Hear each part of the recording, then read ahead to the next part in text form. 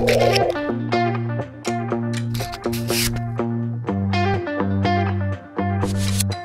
go. 3, 2, 1. Welcome back, everybody. It's another episode of Bobby J on 30A. I'm your co-host, Chris Angel, here with your host and some special guest, Bobby Johnson. How are you today? I have some special guest, Chris. I'm very good. How are you? I'm good. And we're rock starring it today with the microphone in hand. Rock starring it. I call it Dude Day. All right. So we had a office meeting today, and we had 200 agents there, and the five dudes decided to be interviewed. The women backed away. So I don't know what to make of that. Radio silence. So what we'll do, because we only have one microphone, we'll go back and forth, and we're going to put these guys in our conference room.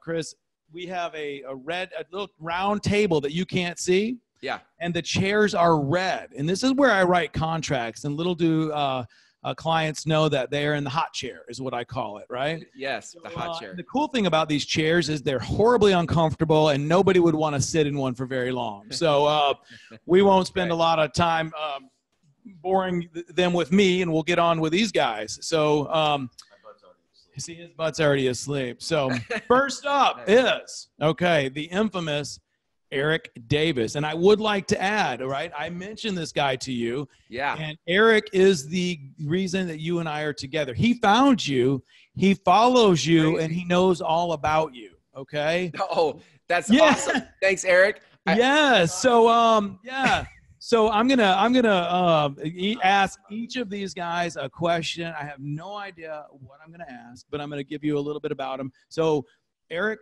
found you. Eric has two kids, married. His wife is a catering chef. She's a rock star as well. Eric has a wonderful radio voice. Okay, he's been in real estate for, I think, not the video face. Right. So he's got he doesn't have the face. He's got the voice. No, Face but I'm going to ask Eric. I'm going to hand the microphone over to him, and I'm going to ask Eric. Eric, what do you think makes you stand out from others as a real estate agent? Talk as a real estate agent. Yes. Buyer, seller in general. Just whatever you're comfortable What makes me stand out? Really what it is, I think for me, let me get in the shot. I think for me, what it is, I'm no matter who it is, whether it be a buyer or seller. And thanks for having me on this, Bobby. I appreciate that. Let me say that. I always said I gotta give the props. Yeah, he did say that. So I appreciate that. What makes me stand out? I mean, I think what I'm going to do is I'm going to dig for that person, whether it be a buyer or seller, as if I were either purchasing the property or selling it. And Bobby uses an expression, when everything begins, everybody's in love. You're in the love state, right? Yeah. So 3 months down the line, they want to kick you to the curb. They're tired of you. I like to get all the hardships out first when it comes down to anything, price reduction wise, what's going to happen throughout the time period of where they want to sell the home or the property or land. Just get all that nasty stuff out first. And I think that's key. Another key component in basically when you're discussing all the hardship stuff first, getting all the nasty stuff out of the way when it comes to commission, when it comes down to how long do you expect to be on the market for? If we can get that out of the way, that sets the tone with that buyer or that seller to let you and them know that you are in charge of that transaction. Now, it's not like a control issue. No, I got it. I think it creates trust too. Yeah. What's that? I think it creates trust when people know you're willing to have the hard conversation up front. Right. Yeah, absolutely. That lets you know that, you not only trust, but it lets you let them know that you're going to negotiate for them as well. So yeah, it's a big issue to get out at first, so let them know you're confident. Yes. I love it. What I love about this is that I hear that these guys are listening to some of what I'm telling them. That's pretty cool, Eric. We've talked about that quite a bit. I mean, this is a relationship business. Relationships are a challenge, and sometimes it's it's not all easy, and you get all that stuff out. I love the part you get it the ugly out while we're still in love. Yeah. You know what I mean? Right. Yeah. So, all right, Eric. Good. Thanks Good job, again. Eric. One point or another, I do want to bring Eric in and do a whole show with him. Yeah. Another, Love it. For introducing me to you. So and maybe you two can talk at some point or another, because he does know a lot about you, which I found interesting. It's awesome, you know. That is awesome. By the way, we have a show that we had to put on hold temporarily. Can't really say why, but it is about who is Criss Angel. Okay. Nice. I don't know, Chris. We'll talk about that later. But I had to kind of you know the deal, right? Yeah. We got a little ahead of ourselves on an announcement. Time sensitive. We'll come back to that. All right. So, all right. Next up is we call him the billboard poster guy. Okay. So we got Jonathan Hill and Jonathan Hill. Probably one of our. I love this. We got a crowd back here. So Jonathan is a very unique individual in that he came to the office, I guess, going on 2 years, right? 2 years. We're gonna hand him the microphone here in just a second. But Jonathan is an athlete. Cool. He runs long distances. He works out. He's a beast. He gets himself. He's got a great social media presence. He doesn't mind putting him out there. When he first started with us, I had no clue how to take him. I had no idea, he's kind of what I call like the new generation of agents that I still have to kind of figure out, but he will grow on you for sure. And so Jonathan, I'm going to try to come up with different questions. I think the question that I would have for you, without being too funny, who in the hell is taking these photos? Yeah. All the time. I mean, he's got photos all the time, but I want to ask you, it's a two-part question. Who is taking the photos, and how has social media impacted your real estate practice? Nice. Okay. Well, the first answer is, I can't tell you. Can't reveal your source. I get that a lot. I actually get asked that question a lot. Just everybody, the people I'm hanging out with, I will ask a complete stranger to take my picture. I will. Is that right? Wow. Shamelessly, I can be, but I will get anybody to take a picture of me. Social media. I think that's good networking, by the way, Jonathan. I think that's good networking. Hey, okay, take this picture. I used to walk into the office and say, "Hey, my name is Jonathan, and I'm a recovering social media dodger." I wanted nothing to do with it because I didn't want the judgment, but I finally broke down and just decided to go for it and do it. And I've actually had both the listing side and the buyer side from social media, from Instagram and Facebook. Wow, that's awesome. What's your Instagram handle? Jonathan._Hill. Nice. So. Awesome. Yeah. And the girls like to do yoga with him at the office, so he's a good guy. We're trying to get him. We're trying to get him hooked up with somebody. So we're ladies, he is single. All right, he's single. And, yeah, follow him on Instagram. Now you have his Instagram handle, so now you can go follow him on Instagram. It is one of those things. We always say this, Chris. What does this have to do with real estate? Nothing but everything. And I'll add one more thing. I can tell when I hop out of the car and people recognize me from social media, and I really do like that. Because I'm searching for who they are. When I'm meeting them at a restaurant or coffee shop or whatever, and they're instantly, "Oh, hey, Jonathan," they recognize me, and so I like when people follow me. So. Yeah, that's good. Yeah. Yeah, he does a very good job with it. He like you, Chris. He likes to use quotes. If you follow him, you'll see where he's, using quotes. He's a very positive person, like Eric, and everyone here is actually. It's a cool thing about this group of guys is that each of them in their own right are uniquely different. They have their own practice, and yet they're all very positive people. So, All right. Good stuff. Nice to meet you, Thank Jonathan. you. I love this clapping thing, man. I mean, maybe we'll get some canned clapping here next. All right. That's right. So Bobby J was filmed in front of a live studio audience. Next up in the house in the red chair will be Steve Jackson. What's up, Steve Jackson? So Steve Jackson came to us, gosh, going on 2 years, right? 2 years ago. And Steve lives in my neighborhood. Nice. Very, I try to think of each of these guys individually as I get to know them. Steve has a really great ability to listen. He's a wonderful listener. It's funny. You would think, like, when you think about people and what their personality traits are, Steve, I learned from listening. Like, I learned by watching him listen. It's been a very unique, approach to real estate. He's a very ethical person, I can tell. We're excited to have him. I think he's going to have a long career in this business. We actually have a little connection by the same real estate coach. I think you're still using Coach John, and which we're going to interview him real soon. Yeah. John is basically our stabilizer. So for Steve Jackson, wow. Steve,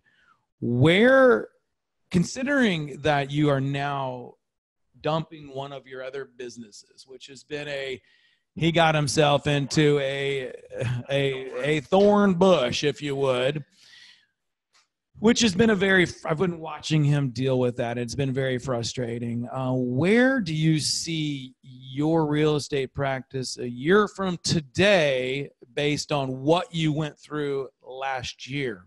Boom. Right.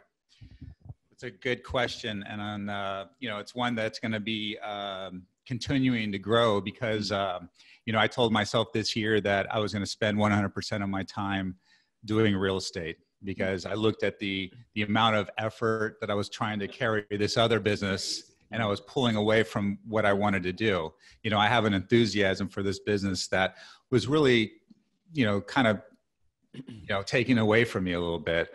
So I told myself 2019, I'm going to shelf that. 2018, I'm going to shelf that. I'm going to have a new attitude about this. And, I've already started, working on the stuff that I need to, building a website, concentrating on the SEO aspect of that, lead generation, stuff like that. So I'm looking forward to it. I look forward to coming to work every day. I love the people I work with. So it's great, man. And like today, getting around, sitting around a table, knocking out ideas, getting people's perspective on things. I mean, it's so important for this business because it is hard to stand out, so we're always looking for that edge, and you guys talked about a little bit about how to build trust and all that stuff. So listening to people, putting your feet in their shoes, all that stuff, it's real important. That's so good. That's so good. I feel like, Bobby, at the end of this, we should kind of recap each guy as like, I'm hearing a lesson in each answer, which is awesome. like a life lesson, Yeah. I'm so glad that we did this because I'm actually learning a little more from each of them of like what makes them tick. And, when we developed this company, 38 Local Properties, it came from my background and some frustrations that I had along the way of my journey at other brokerages. And I worked with some amazing brokerages, but for me, I always wanted to develop this like team vibe and really, and yet, like, I think one of the things that you and I have talked about, Chris, is putting myself out there at my weakest points, whereas like, hey guys, this is something I'm going through. Mm-hmm. Whereas it always seems like that corporate space is like, it's all held back, right? Right. Can't do any weakness, can't do that. And yet everybody's feeling like, well, what's wrong with me if you got problems, right? Yeah. I think the fact that we've been able to expose that with ourselves and talk about it, it helps people realize, wow, we're all going through a bunch of stuff, right? Yep. And it makes us all, we have what we call Power Hour. It's every other Thursday, I think, right? Every other Thursday, where we sit around a table. There's no real direction. I know you're never supposed to have a meeting without direction, right? But I think that what happens is it's organic. I let it evolve into what they need it to be, right? And I don't know what that looks like, but it's amazing kind of where it goes. Yeah, and it opens the door for and I learn a lot, I mean, I average probably, 50 to 60 transactions a year for 20 years. So I have all of the nuts and bolts. And then I bring these folks in and we're able to share my knowledge and then any new experiences they have. And it really works out really well. And I see it growing. I see it getting better and better for everyone involved with it, Yeah. So, that was Steve. And next up, Steve, man, it's great to meet you. Yeah. Maybe we will. I like that idea of recapping. Next up is Mark Gray. And Mark Gray. woo! Nice. Yeah. All right, so Mark, Mark and I went to, high school together, right? So out of the blue, this guy from my past shows up, and he'd been in South Florida, right? And kind of was hitting me up a little bit, and we used to know a certain girl that we both, or I dated. He dated his sister, right? Good family. We were... or I was a hell on wheels. I look back at that point in my life, and my girlfriend's mother, and I never shared this story with you, but she hated me, and rightfully so, and she should have hated me looking back on it. But she loved this guy, right? She used to make us look at our penmanship, and the lady made me feel horrible, and she would always be, "Why can't you be more like Mark?" And I would be, how that is as a kid. It made me feel horrible, right? Yeah. But it was just part of the journey we were on. And that mom had every reason to dislike me. She was highly intelligent, and that was probably her problem with me, is that I wasn't. And we're talking about is Kelly Miller, and I'm sure she's going to watch this. We'll hashtag Kelly. Hey, Kelly, how are you? Mark Gray, remember him? Yeah. All right. So listen, the thing about Mark is that I've noticed, and we're learning about Mark. We're probably how long have you been here? Few months, and Mark is trying to find his direction. Mark also listens very well. I can see he's very thirsty for real estate. He comes from a little bit of a different background where the rental component, we're trying to find a way that he can bring long-term rentals to 38 local properties, and within that develop a base business. And what I like about that is that he's willing to look at something that is a little different than anybody else is doing, and which you will have not as much competition. So with Mark, question I have for you. In developing that formula of business, do you have goals that are going to help you get there over the next course of the year? And of course, you have goals. If you do, tell me about two of the goals. Two of the main goals. Thank you, Bobby. Probably the education, reestablishing myself in the area with current knowledge and what's, with the schools and what the market's doing and where people are building today and where they're going to build tomorrow. It's really important when your clients come to you to have the information on the tip of your tongue to know about, if you live here, I want to know as much as I can, the area, so that I know everything that's going on around the area and stay up to date with the information, because it's so important that this area is growing at the fastest rate that, we thought it would grow fast, but it's growing faster than anybody would think. And along with that, businesses are evolving. We're evolving. Our strategies are evolving. The people that are coming here are different people that were here last year, so it's constantly learning and growing with the everything as it evolves. So our county, Chris, Walton County is probably, I think it's ranked in the top one of the top fastest growing county in the country. Wow. Okay. Wow. Per capita. It's pretty amazing. As a matter of fact, to give you a quick stat, there was a study down out of Gainesville, Florida about 2 years ago that said Walton County is supposed to double in the next 5 years. Wow.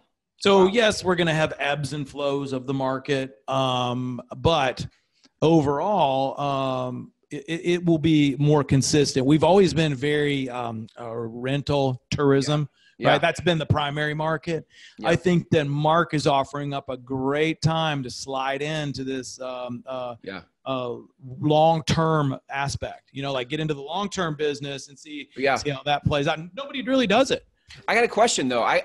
Is it a property management, right? Is what we're talking about. Mark, you do property management? Everybody's in short term. Okay, got it. So here's my question. So what, from a consumer standpoint, as a civilian, what have you noticed? Like, what do you feel like was missing in long-term property management that had you then get into property management? What's been missing? I think that it's not that anything's been missing. It's just the way that agents have kind of been on their own to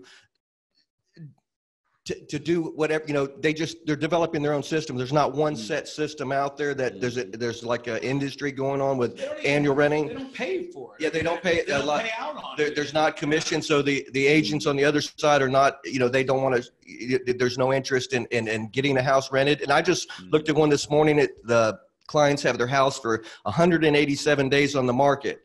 And so there might be some reasons in there, but the main thing is that houses, when the owner puts a house up for rental, that you get a qualified renter in there. There's an agency that's handling all the paperwork and taking the difficultness out of it, and get him a qualified long-term rental, less hassles.